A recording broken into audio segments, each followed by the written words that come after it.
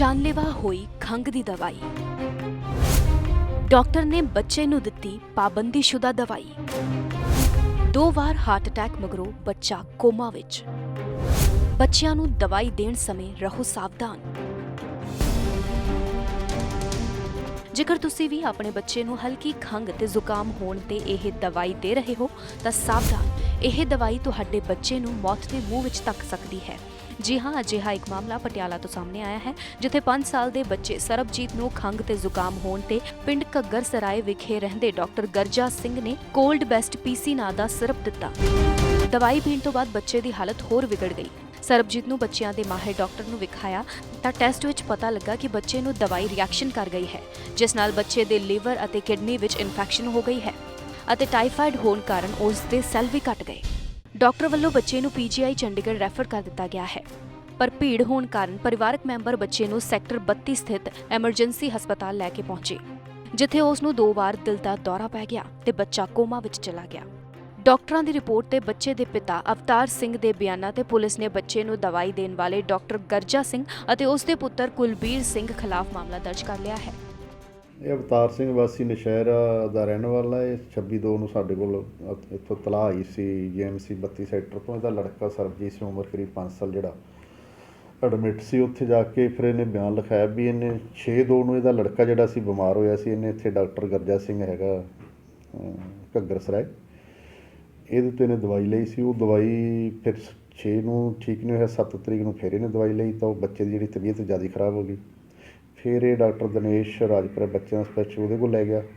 ਉਹਨਾਂ ਜਦੋਂ ਟੈਸਟ ਵਗੈਰਾ ਦੇਖੇ ਤਾਂ ਬੱਚਾ ਸੀਰੀਅਸ ਸੀ। ਫਿਰ ਇਹਨੂੰ ਇਹਨਾਂ ਨੇ ਰੈਫਰ ਕਰਤਾ 32 ਸੈਕਟਰ ਜੀਐਮਸੀ ਚੰਡੀਗੜ੍ਹ।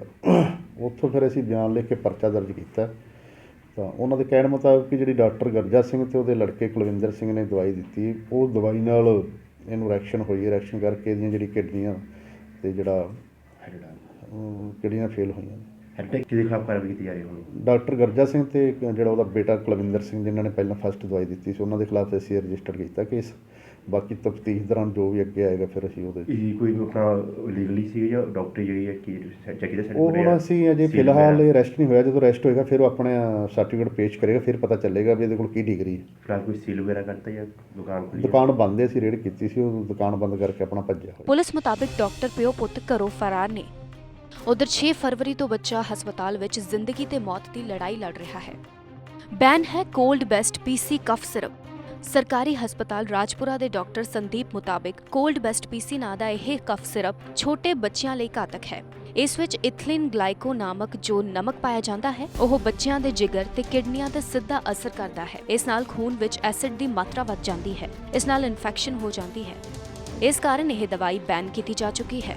ਇਸ ਦਵਾਈ ਨੂੰ ਲੈ ਕੇ 2011 ਵਿੱਚ food and drug administration America ਵੱਲੋਂ ਚੇਤਾਵਨੀ ਦਿੰਦੇ ਹੋਏ ਇਸ ਦਵਾਈ ਨੂੰ 4 ਸਾਲ ਤੋਂ ਛੋਟੇ ਬੱਚਿਆਂ, ਗਰਭਵਤੀ ਔਰਤਾਂ ਤੇ ਬੀਪੀ ਸ਼ੂਗਰ ਮਰੀਜ਼ਾਂ ਨੂੰ ਇਹ ਦਵਾਈ ਦੇਣ ਤੋਂ ਮਨਾ ਕੀਤਾ ਗਿਆ ਸੀ। ਹਿਮਾਚਲ ਤੇ ਜੰਮੂ ਵਿੱਚ ਵੀ ਇਸ ਦਵਾਈ ਕਾਰਨ ਕੁਝ ਬੱਚਿਆਂ ਦੀ ਜਾਨ ਜਾ ਚੁੱਕੀ ਹੈ ਤੇ ਕੇਂਦਰ ਸਰਕਾਰ ਦੀ ਟੀਮ ਨੇ ਬੀਤੇ ਦਿਨ ਅੰਬਾਲਾ ਤੇ ਹਿਮਾਚਲ ਵਿੱਚ ਦਵਾਈ ਬਣਾਉਣ ਵਾਲੀ ਕੰਪਨੀ ਤੇ ਰੇਡ ਵੀ ਕੀਤੀ ਸੀ।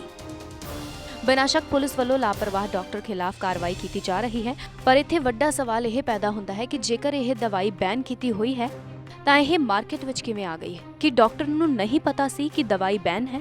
ਖੈਰ, ਕਾਰਨ ਭਾਵੇਂ ਕੁਝ ਵੀ ਹੋਵੇ, ਪਰ ਡਾਕਟਰ ਦੀ ਇਸ ਅਣਗਹਿਲੀ ਦਾ ਖਾਮਿਆਜ਼ਾ ਪਰਿਵਾਰ ਤੇ ਉਸ ਮਾਸੂਮ ਨੂੰ ਭੁਗਤਣਾ ਪੈ ਰਿਹਾ ਹੈ। ਪਟਿਆਲਾ ਤੋਂ ਇੰਦਰਜੀਤ ਬਖਸ਼ੀ, ਜਗਬਾਣੀ ਟੀਵੀ।